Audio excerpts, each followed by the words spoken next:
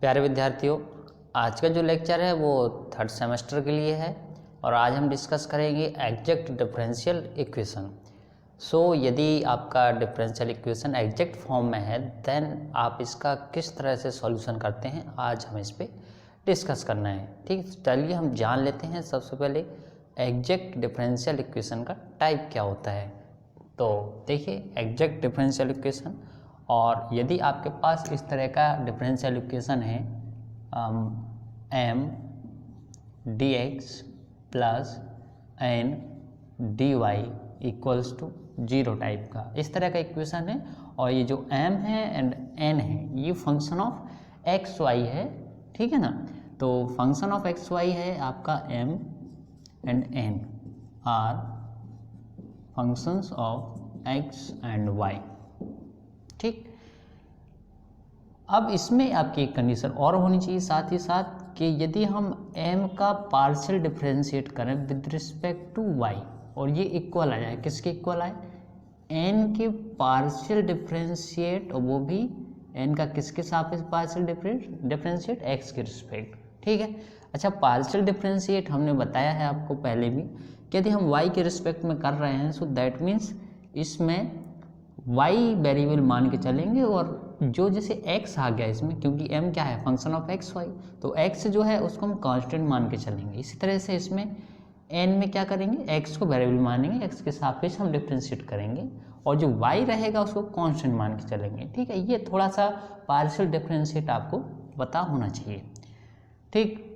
अब देखिए ये कंडीशन इंपॉर्टेंट है, इसको सबसे पहले आपको चेक करना है, ठीक है। यदि आपका इक्वल आ रहा है ये, देन आप क्या करेंगे, इसका डायरेक्ट इंटीग्रेट कर देंगे। और इंटीग्रेट कैसे, m dx plus integrate n dy equals to, और यहाँ आप कांस्टेंट ले लेंगे, इंटीग्रेट होगा तो ठीक। बट यहाँ आपको क्या करना है कि m में आपको जो है यहाँ पर एक टर्म्स है, एक पद होगा y, और उसको आपको कांस्टेंट मान के चलना है, ठीक है। treating y as a constant, ठीक है, y को कांस्टेंट मान के चलेंगे और हम इंटीग्रेट करेंगे विद रिस्पेक्ट टू x। और यहाँ पर आपको क्या करना है, आपको वो टर्म्स लेने हैं जिसमें x ना हो, दैट मीन्स जो x वाले टर्म्स पद हैं उनको आपको सबको छोड़ देना है और इंटीग्रेट कर देना है बाकी टर्म्स को y के सापेक्ष में, ठीक है। तो यहाँ थोड़ा सा आप ये लिखेंगे, ये आपको हर क्वेश्चन में लिखना पड़ेगा, taking only those term of n in n which do not contain x, जिसमें x ना हो, आपको वो टर्म्स यहाँ पर लेना है और उसका y के रिस्पेक्ट में इंटीग्रेट करना है, ठीक है। That is clear. तो चलिए हम इस पे जरा एक क्वेश्चन ले लेते हैं, ठीक है, इसी टाइप का। तो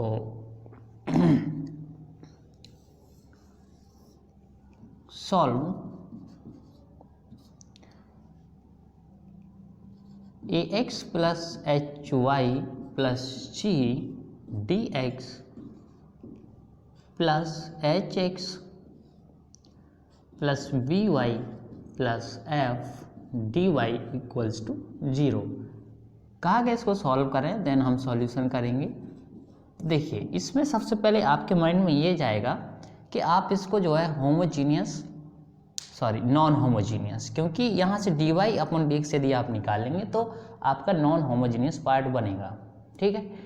तो उससे भी आप इसको सॉल्व कर सकते हैं, उसके भी दो कंडीशन थी नॉन होमोजीनियस में, ठीक है। एक क्या था, रेशियो हम a अपॉन h और h अपॉन b रेशियो देखते हैं, अगर इक्वल है तो क्या कंडीशन है और नहीं इक्वल है तो क्या कंडीशन। दो टाइप बताए थे मैंने नॉन होमोजीनियस में, तो आप उसको इससे भी कर सकते हैं, बट आपको कंडीशन चेक करनी पड़ेंगी दोनों रेशियोज, ठीक। अब एक कंडीशन अगर हम इसको एग्जैक्ट से लगाते हैं, ठीक, तो अगर एग्जैक्ट से लगाते हैं तो हमें ये कंडीशन सबसे पहले चेक करना पड़ेगा। इससे क्या है कि नॉन होमोजीनियस इक्वेशन बड़ा आसान, मतलब इससे सॉल्व हो जाता है एग्जैक्ट से। तो क्या एग्जैक्ट टाइप है, इसके लिए आपको ये चीज़ देखना पड़ेगी सबसे पहले, ठीक। तो m हम कंपेयर कर देते हैं इसका इस इक्वेशन से, दैट मीन्स m हमें मिल जाएगा ax plus H Y plus G, and हमें n मिल जाएगा H X plus B Y plus F. ठीक, सो ये हमें एम एंड एन की वैल्यू होगी और ये फंक्शन ऑफ एक्स वाई ही है। ठीक है, जो कि हमने यहाँ डिफाइन किया था। अब हमें क्या करना है, एम का वाई के रिस्पेक्ट में कर देना है पार्शियल डिफरेंशिएट। तो पार्शियल डिफरेंशिएट करेंगे तो बाकी जो वेरिएबल जैसे एक्स है इसमें, तो उसको कांस्टेंट मान के चलेंगे। ठीक, हम पार्शियल डिफरेंशिएट कर रहे हैं, ये क्या है, कांस्टेंट है एक्स और ए भी कांस्टेंट है, इसका अवकलन 0 हो गया। यहाँ पर y के रिस्पेक्ट में कर रहे हैं तो h कांस्टेंट, h बस बाहर आ जाएगा, y का 1 हो जाएगा और g कांस्टेंट वो 0। इसी तरीके से हम यहाँ n का करेंगे, तो n का करेंगे किसके रिस्पेक्ट में, x के रिस्पेक्ट में। सो यहाँ h कांस्टेंट है, बाहर रहेगा, x का 1 हो जाएगा, ये कांस्टेंट ये कांस्टेंट। ठीक, सो ये देख रहे हैं आप, ये जो रेशियोज हैं, सॉरी डिफ्रेंशिएट हो रहे हैं, partial differentiate, del m by del y, del n by del x, दोनों h और h आ रहे हैं। ठीक, दैट मीन्स ये कंडीशन फॉलो कर रहा है। अब ऐसा है तो हमें क्या करना है, इसका डायरेक्ट कर देना है इंटीग्रेट, और यहाँ पर जो m वाला पार्ट है वहाँ पर आपको क्या करना है, y एज अ कांस्टेंट मान के चलना है, और इसमें वो टर्म्स आपको लेने जिसमें x ना हो। ठीक, सो दैट मीन्स ये टर्म्स आपको x वाला हटा देना है, बाकी टर्म्स है उसको इंटीग्रेट करना है। So that means integrate of ax plus H Y plus G D X plus integrate of, यहाँ पर आपको x का टर्म हटा देना है, बिल्कुल सही। ये देखिए हमने पहले ही x के टर्म्स जो थे एच एक्स वो हमें हटा दिया। ठीक, छोड़ देना है। यहाँ पर x के रिस्पेक्ट में कर रहे हैं तो ये इंटीग्रेट कर रहे हैं, तो a कांस्टेंट x का हो जाएगा x square by 2 plus h, y को हमने कहा इसमें कांस्टेंट मान के चलना है। देखिए ये चीज़ दी गई है, ठीक है, डिक्स वाले पार्ट में, दैट मीन्स m को। ठीक, तो y कांस्टेंट तो y बाहर रहेगा, h कांस्टेंट है ही तो ये भी बाहर हो जाएगा, 1 बचेगा, 1 का x के रिस्पेक्ट में x हो जाएगा, प्लस इसी तरह से इसका g कांस्टेंट है, 1 रहेगा तो उसका x हो जाएगा, प्लस यहाँ पर y के रिस्पेक्ट में आप कर रहे हैं। ठीक है, h कांस्टेंट है तो h बाहर आ गया, y का वाई स्क्वायर बाई 2 हो गया, एंड f का एफ वाई हो इक्वल्स टू c।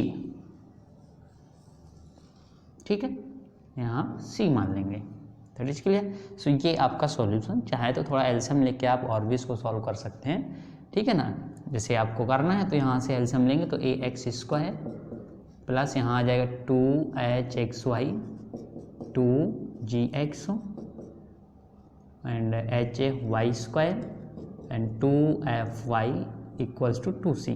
2c को आप इस तरफ बढ़ाएं तो माइनस 2c आएगा, चाहे तो 2c को जो है माइनस 2c को आप एक कांस्टेंट मान लें से c। ठीक है, देन इक्वेशन आपको यहाँ जनरल फॉर्म कुछ ऐसी मिलेगी, a x square plus 2hxy plus 2gx 2fy plus hy square plus c equals to 0। तो ये एक टाइप है कर्व का। ठीक है, कर्व इक्वेशन है, कर्व की पहचान करना मैंने ये आपको बताया था पिछले लेक्चर में। ठीक है, तो ये आप समझ गए होंगे, ये एक ऐसा मतलब टाइप का क्वेश्चन था। ठीक है, चलिए इसी पे रिलेटेड हम एक क्वेश्चन और देखते हैं। ठीक, तो क्वेश्चन ऐसे है, solve 4x plus 3y plus 1 dx plus 3x plus 3y plus 1 dy equals to 0। ठीक है, ये रहा क्वेश्चन, इसको हमें सॉल्व करना है। ठीक है, अब सबसे पहले हम इसको चेक करेंगे कि ये एग्जैक्ट है या नहीं है। देन आप क्या करेंगे, m निकाल लेंगे। सो m आपको मिलेगा, dx का जो गुणांक में है वो m होगा 4x plus 3y plus 1।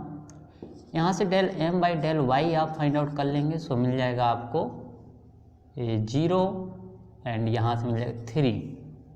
That is clear. ठीक, इस तरह से n आप देखेंगे, n की वैल्यू आपके पास है 3x plus 3y plus 1, and यहाँ से आप इसका x के रिस्पेक्ट में कर देंगे पार्शियल डिफरेंशिएट, तो यहाँ से भी आपको 3 मिल जाएगा, अदर 0 हो जाएंगे। सो यहाँ देख रहे हैं आप, यहाँ भी 3 यहाँ भी 3, दैट मीन्स इनका जो पार्शियल डिफरेंशिएट है m का y के रिस्पेक्ट में, n का x के रिस्पेक्ट में, दोनों बराबर आ रहे हैं। सो ये कंडीशन फॉलो कर रहा है, दैट मीन्स हमें इसको डायरेक्ट इंटीग्रेट कर देना है।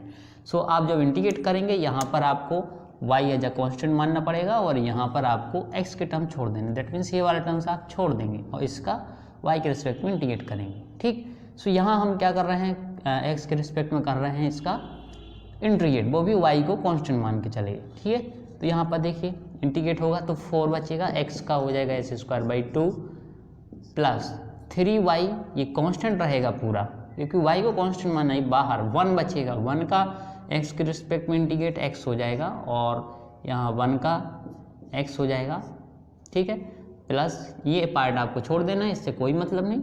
3y, इसका y के रिस्पेक्ट में आप इंटीग्रेट करेंगे 3y² एंड प्लस 1 का y के रिस्पेक्ट में y = c। सो इस तरह से आप जो है एक सॉल्यूशन कर पाएंगे। That is clear. सो ये था एग्जैक्ट डिफरेंशियल इक्वेशन, और इस पे और भी क्वेश्चंस रहते हैं, ठीक है, ट्राई करिए, और नहीं आते हैं तो आप जो है बताएं हमें। चलिए मिलते हैं हम अगले लेक्चर में, और आई थिंक ये जो है आपका ये चैप्टर है वो लगभग फिनिश ही हो गया है, ठीक है ना। तो जो अगला लेक्चर आएगा उसमें हम एक नए चैप्टर के साथ मिलेंगे, ठीक है। Thank you for watching.